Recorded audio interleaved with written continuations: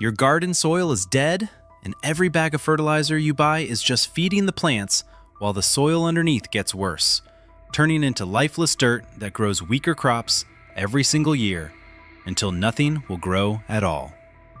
Most gardeners think the solution is more fertilizer, more chemicals, more money spent every season, but have been proved in the new Self-Sufficient Gardener that you can take exhausted, lifeless soil and transform it into rich, fertile ground in just 1 or 2 years, using 10 specific plants that fix nitrogen from the air, break up compacted layers, and build humus without spending a single dollar on chemical fertilizers.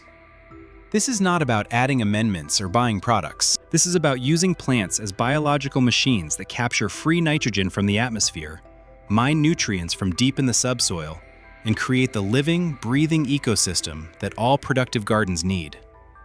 And the system works whether your soil is clay, sand, exhausted farmland, or construction fill that has never grown anything. The method is called green manuring, and it is how farmers kept their land fertile for thousands of years before the chemical industry convinced everyone that soil is just an inert medium that holds plants upright while you pour synthetic nitrogen on top.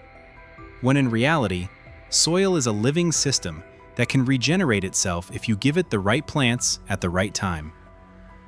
Here's what nobody tells you about dead soil. It is not actually dead. It is starving, because the bacteria and fungi and earthworms that create fertility need organic matter and nitrogen to survive.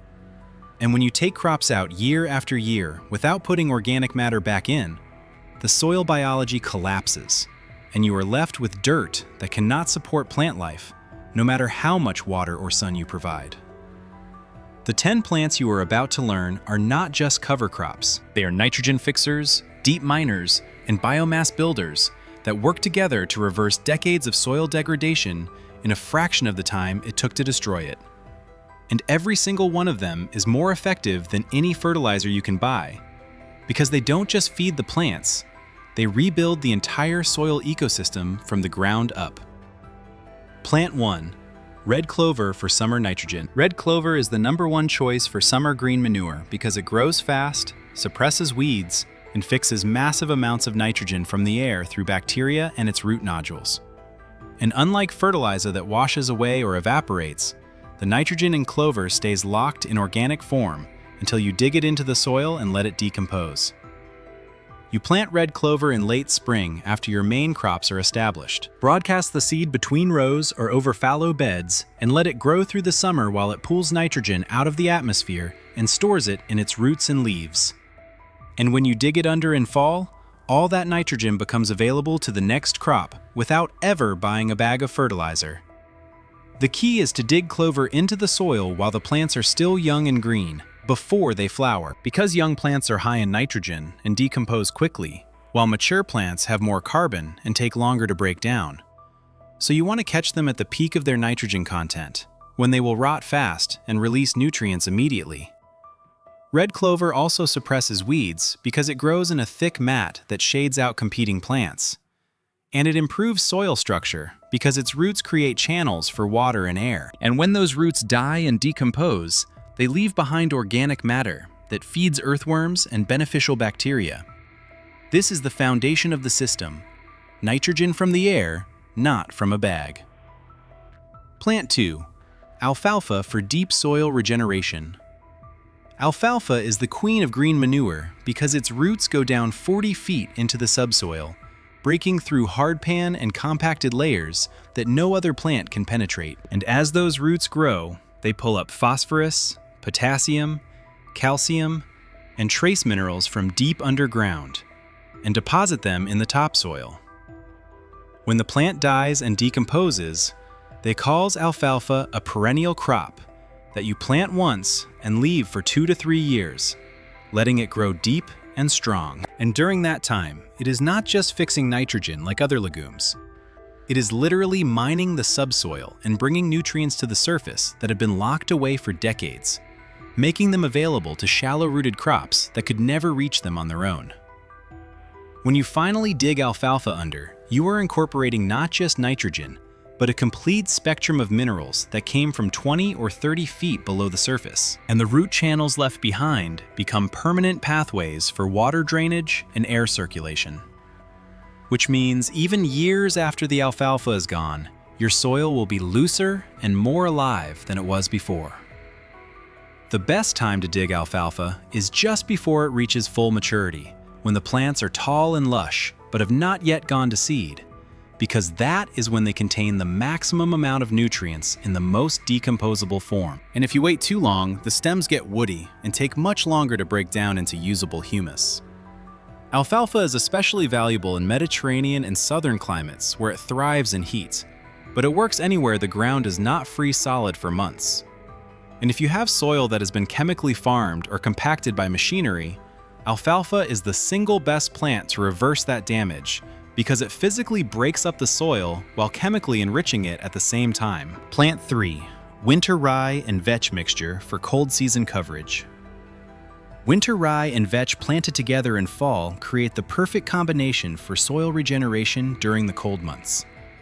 Because rye produces massive amounts of biomass that adds carbon and organic matter, while vetch fixes nitrogen and keeps the soil biology active even when temperatures drop below freezing. I recommend this mixture for any land that will be following winter, because if you leave soil bare, rain washes away nutrients and nitrogen converts to ammonia gas and disappears into the atmosphere.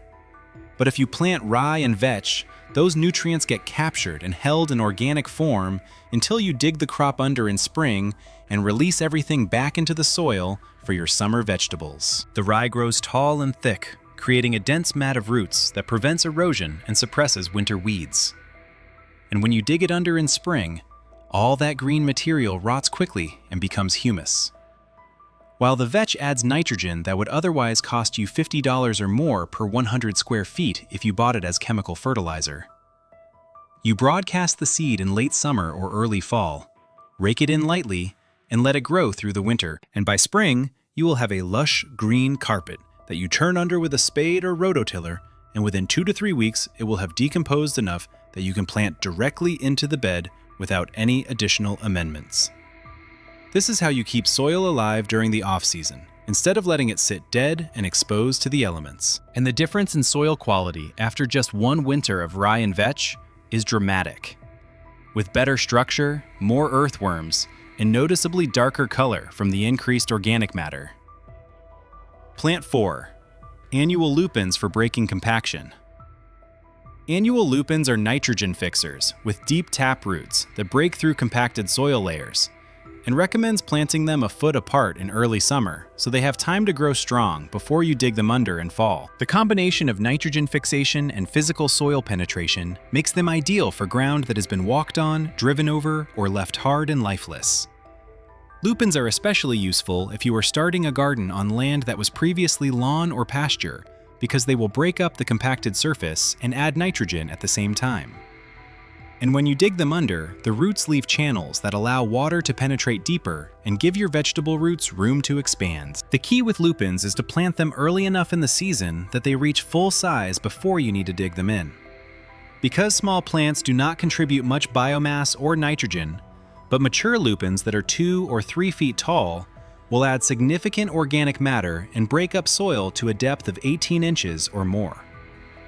So now you have summer nitrogen from red clover, deep mining from alfalfa, winter coverage from rye and vetch, and compaction breaking from lupins. Here is where the system gets even more powerful with plants that target specific soil problems.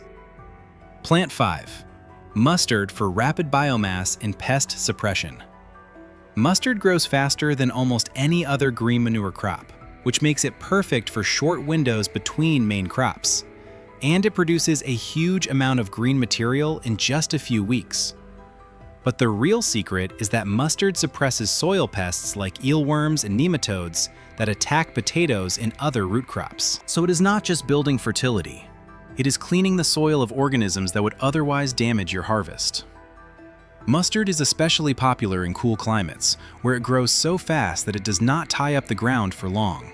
And you can plant it in early spring, dig it under in late spring, and still have time to grow a full season of vegetables in the same bed, which means you are getting the benefits of green manure without sacrificing any growing time. The biomass for mustard is high in nitrogen when the plants are young, so you want to dig it under before it flowers. And because it decomposes quickly, you only need to wait a week or two before planting your next crop. Unlike slower decomposing materials like straw or wood chips that tie up nitrogen for months. Plant 6. Cowpea for hot climates. Cowpea is a summer legume that thrives in heat and grows almost anywhere, making it the perfect choice for southern gardens or any place where temperatures stay high through the summer. And like all legumes, it fixes nitrogen from the air and stores it in root nodules that release it into the soil when you dig the plants under. He describes cowpea as a reliable workhorse that produces abundant biomass and nitrogen without requiring any special care. And you can plant it after your spring crops are harvested. Let it grow through the hottest part of summer when other plants struggle, and then dig it under in late summer or fall to prepare the bed for winter vegetables, or to leave it enriched for the following spring. The advantage of cowpea over other legumes is that it tolerates poor soil and drought better than most. So even if your soil is already degraded, cowpea will still grow and start the process of rebuilding fertility. And each season you plant it, the soil gets a little better, until eventually you have rich, productive ground that can grow anything. Plant 7. Crotalaria for southern and Mediterranean soils. Crotalaria is a legume that excels in warm, dry climates. Recommends it for Mediterranean and southern regions where other green manures might struggle with heat or lack of water. And it fixes nitrogen while producing substantial biomass that breaks down into humus and improves soil structure. The root system of Crotalaria penetrates deeply, which helps break up compacted layers and improves drainage. And when you dig it under, you are adding both nitrogen and organic matter that will feed soil biology and support heavy feeding crops like tomatoes, squash, and corn. Plant 8. Comfrey as a perennial soil builder. Comfrey is not a true green manure because you do not dig it under every season, but it includes it as a compost plant that functions like a nutrient pump, sending roots deep into the subsoil and bringing up minerals that accumulate in its massive leaves. And you can cut those leaves several times a year and either compost them or bury them directly under heavy feeders like potatoes. A single comfrey plant produces an enormous amount of leaf material in 1 year, and comfrey can make up 1/10 the weight of a good compost pile, which means it is contributing significant nutrients without you having to buy anything. And because it is perennial, you plant it once and harvest from it for 10 or 20 years. The leaves are rich in potassium, nitrogen, and trace minerals, and when you bury them under plants, they decompose quickly and release nutrients directly into the root zone. And the deep roots of comfrey also improve soil structure by creating channels that allow water and air to penetrate deeper than they would in unimproved soil. Plant 9. Tagetes minuta for weed and pest suppression. Tagetes minuta is a tough, fast-growing plant that recommends for direct green manuring because it makes fine composting material and it is particularly effective against eelworms, couchgrass, ground elder, and other perennial weeds. So it serves a dual purpose of building fertility and cleaning the soil of problem organisms.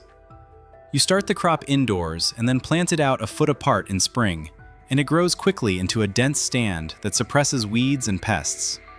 And when you dig it under, it adds nitrogen and organic matter while leaving the soil cleaner and more hospitable to vegetables. Plant 10.